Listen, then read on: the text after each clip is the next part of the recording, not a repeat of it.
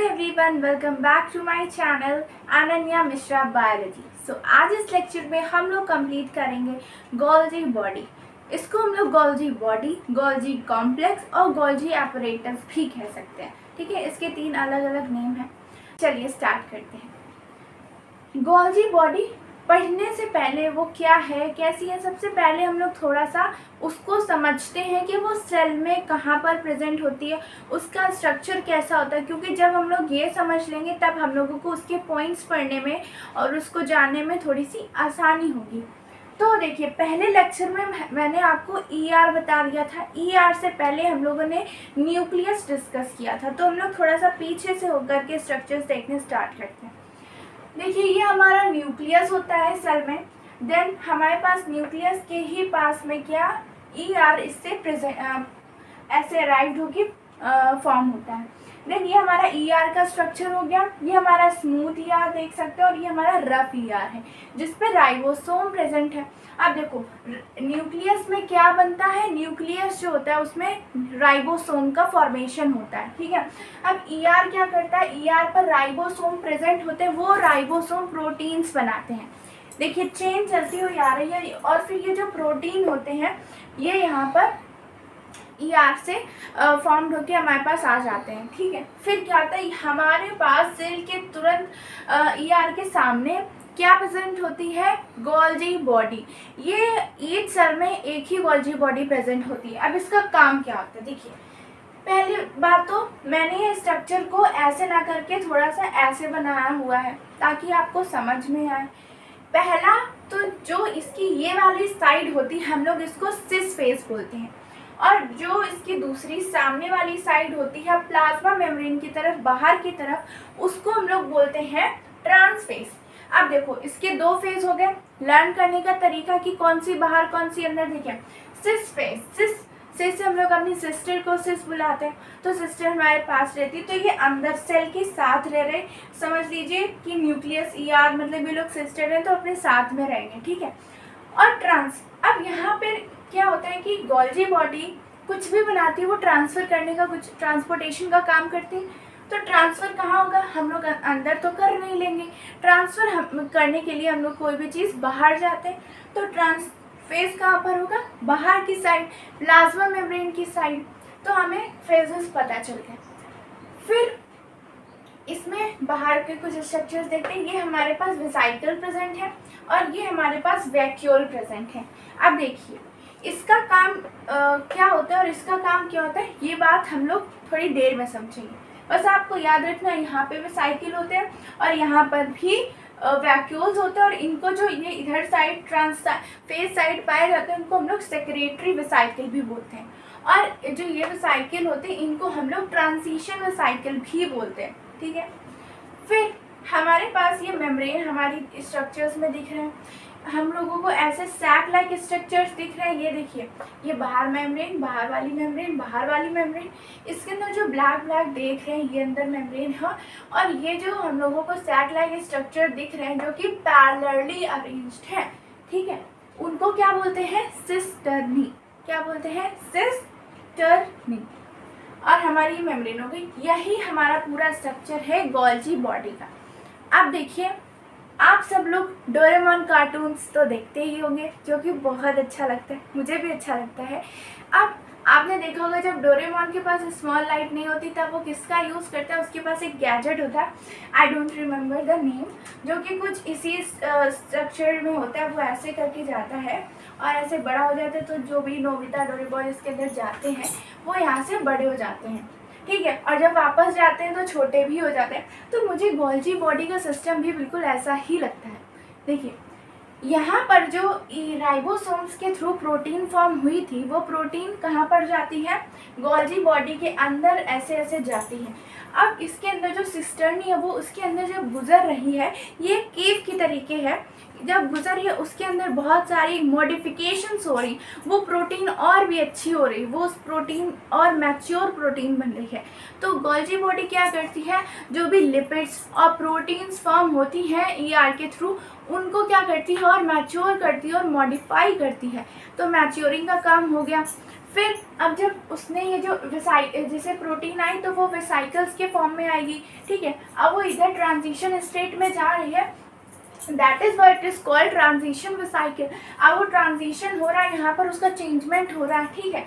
अब जैसे जैसे वो बाहर निकली बिल्कुल मैच्योर हो करके, ठीक है, वहाँ पर वो किस फॉर्म में आएगी, वैक्यूल्स के फॉर्म में या सिक्रीटरी वेसाइकल, यहाँ से ये चीज़ सिक्रीट हो रही, ठीक है।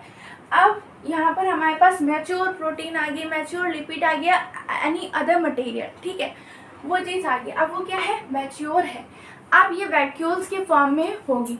अब अगर कहीं पर भी विद इन अ सेल या आउट ऑफ द सेल उसको ज़रूरत है कहीं पर भी उस चीज़ की, तो वो ये वैक्यूल्स के फॉर्म में वहाँ तक ट्रांसफ़र की जाएगी, और नहीं तो ये वैक्यूल के फॉर्म में हमारी सेल में स्टोर रहेगी। तो स्टोरेज का काम भी हो गया, ट्रांसपोर्टेशन का काम भी हो गया, और फॉर्मेशन मैच्योरिंग का काम भी हो गया।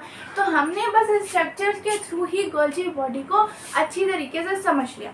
अब इन्हीं बातों को जो मैंने आपको समझाया ये पॉइंट्स में लिखा हुआ है, ठीक है।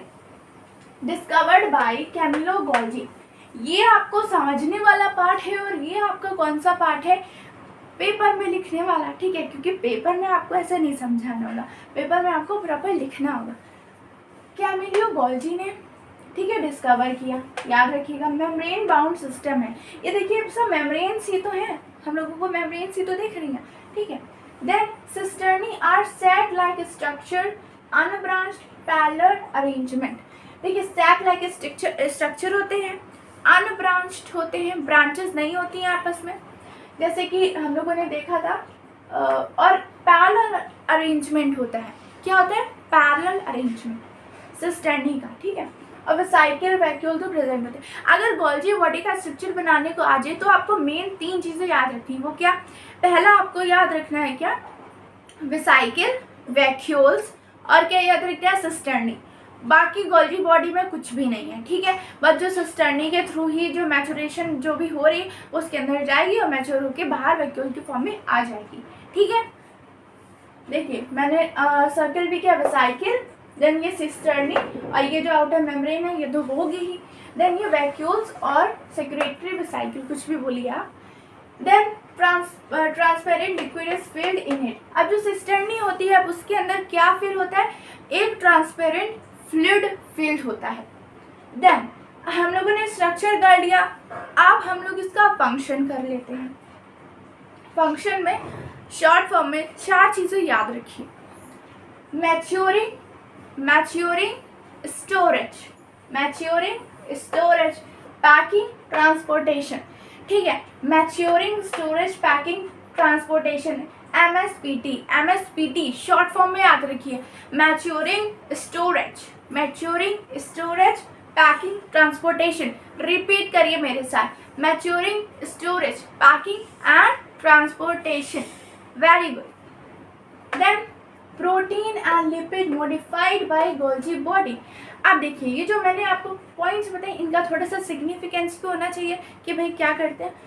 तो प्रोटीन और lipid modified by Golgi body, protein और लिपिड जो भी हमें ER से मिल रहा है उसे कौन मॉडिफाई करता है, Golgi body. Material synthesized near ER is packed and transported to the target region in or out of the cell। अब ये जो मैच्योर हुई हमारे पास प्रोटीन है, लिपिड्स हैं या कुछ भी है, तो हम लोगों को ट्रांसपोर्ट भी करना होगा। तो ट्रांसपोर्ट वैक्यूल्स जो होते हैं या तो सेल विद इन अ सेल ज़रूरत है, या तो कहाँ कहीं बाहर जाना है उसको बॉडी में, तो वो वहाँ चला जाएगा, ठीक है।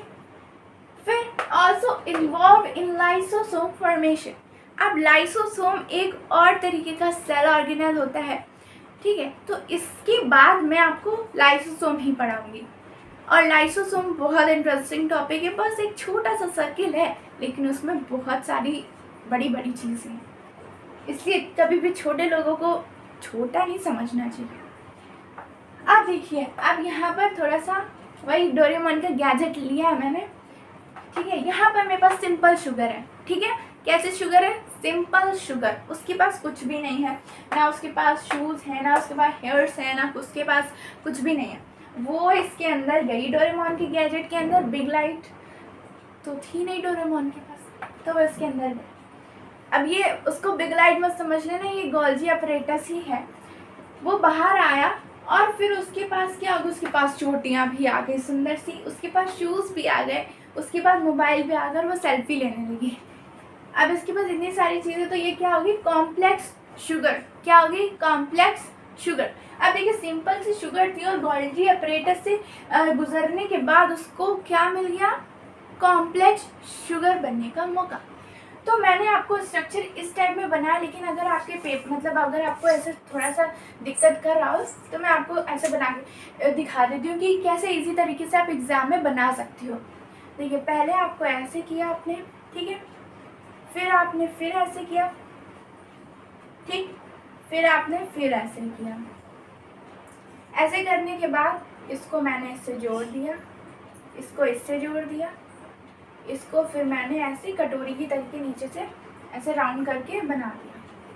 फिर इसके अंदर मैंने और ऐसे ही सर्कल मतलब ये सिस्टर्नी बना दी। फिर इस वाले के अंदर भी मैंने सिस्टर्नी बना दी और इस वाले के अंदर भी मैंने सिस्टर्नी जो है वो बना दी। अब हमारे पास यहाँ पे कुछ वेसाइकल्स बना देंगे, यहाँ पर हम वैक्यूल्स बना देंगे और इसकी लेबलिंग कर देंगे। ये देखिए यहाँ पर हमने वैक्यूल्स या कुछ भी सिक्रेटरी, ये हमारी कौन सी होगी, ट्रांसफेज, और जो पीछे वाली साइड होगी हमारी क्या होगी, सिस फेज, जो कि किधर होगी, हमारी न्यूक्लियस के पास। ठीक है, आई होप कि आपको सब कुछ समझ में आया हो। क्वेश्चन आपसे कैसे भी पुट अप किए जा सकते हैं। अगर आपने पूरा लेक्चर अच्छे से देखा है, समझा है, तो आई नो कि आपको गोल्जी बॉडी टॉपिक में कोई भी डाउट नहीं होने वाला। If you have any doubt then ask me in comment section. Thank you for watching. Bye bye. Share to your friends.